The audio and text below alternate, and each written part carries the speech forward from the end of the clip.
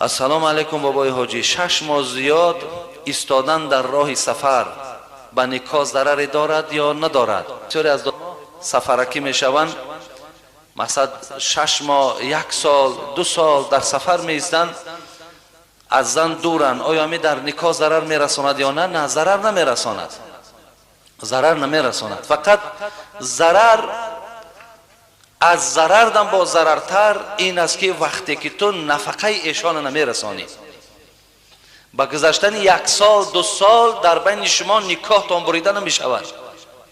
ولی سخن پیامبر گرامی که این لبدنک علیک حق ولی زوجک علیک حق ولی اهلک علیک حق، انا همین حدیث تو را میکشد. انا همین حدیث پیامبر گرامی حال تو را در روز قیامت و در خانه قبر و در همین دنیا حال تو را بد میکند. که پیامبر گرامی میگه بدن بالای انسان حق دارد، زن بالای مرد حق دارد، فرزند بالای پدر و مادر حق دارد. همین حق‌هایی را که امروز دادرای ما 6 ماه و 1 سال می ایستند و زنها را فراموش میکنند، پدر و مادرها را فراموش میکنند، انا همین سخن پیامبر که حق به حقدار نمیرسانیم، انا اینجا در ما و شما در پیشگاه خداوند بعد آدم خجالت و آدم در ذلت و آدم در خواری به حساب میرویم. برای این همیشه کجایی که رفتین اون یک شما فراموش نکنین که حتی برکت مرد در حدیث های پیامبر میاد از حساب زن هم میشود. شخص پیش پیامبر گرامی تعلیم میگرفت، یک جوانه، بعدا برادرش آمد نزد پیامبر و گفت ای پیامبر گرامی، آخه این دادری من دایم در صحبت توست، دایم در محفل های درسی توست، آخه این زن دارد، کودک دارد، او بگذارش رو زن کودکش تامین کند، همه این در گردن من است. گفت برادر شکایت کرد. پیامبر گرامی گفت دادری عزیز، گفت من برای تو گوشزد میکنم که انمون درآمدهای فراوانی که خدا برای تو داده است و آن ذخیره هایی که تو در قفای خود داری و امروز این امکانیتی که تو را خدا داده است که خودت هم سیری، زن هم سیر است، کودکات هم سیر است و این زنی دادر و فرزندای دادر سیر است، همه این به خاطر انمین فرزند، اینمین دادره که پیش من درس میگیرد، به خاطر این خدا تو را این داده است. فراموش نکو. گفت ببین به خاطر یک نفره خدا دیگر کس برکت میتید. برای همین بود که پیامبر گرامی یک شخص آمد گفت من چیزی ندارم، پیامبر گفت زن بگیر. دویم بارم آمد گفت آخی یک بارت از همه ماندیم، با گفت زن بگیر. وقتی در سیوم زن این شخص میگد اون چنان ثروتمند شد که حتی انسانی شد که دیگه به مردم زکات میداد. ببین خداوند به توفیل زن این مرد صاحب دولت و صاحب ثروت کرد.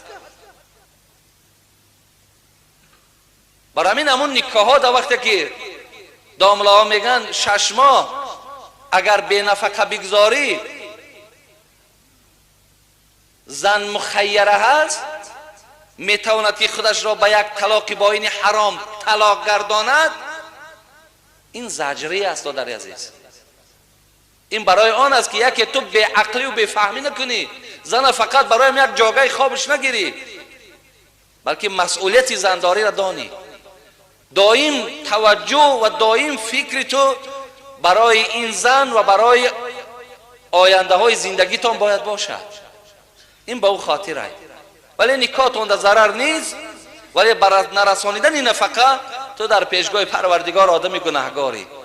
خیلی آدم وقتی نفقه را ندهد برادر عزیز یک بدبختی دارد، میگه خیر عادت است، گندگی کردن هم عادت است، ولی نفس یکی از اینها را قبول میکند.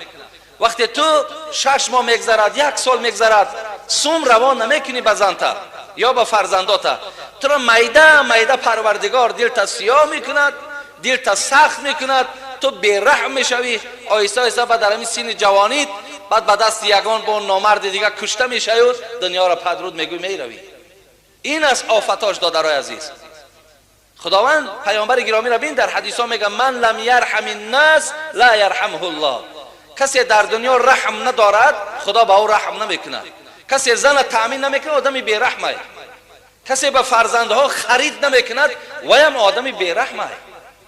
برای این آدم بیرحم کی شد خداوند به او رحم نمیکند. شما جمله اونا نشین. شما تمام وجودتان تمام هستیتان در بالای زنهاتان حواله کنید. جانتان برای زنهاتان تین.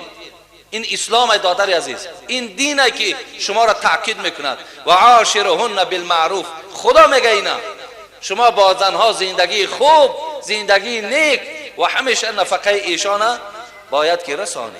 شما ننگ داشته باشید، ناموس داشته باشید که وقتی زنی تو از خانه تو برای روا خانه شونده گوید آخی چیزی در خانه نیست خوردنی، نه لباسم تامینه، نه شکمی سیر داریم.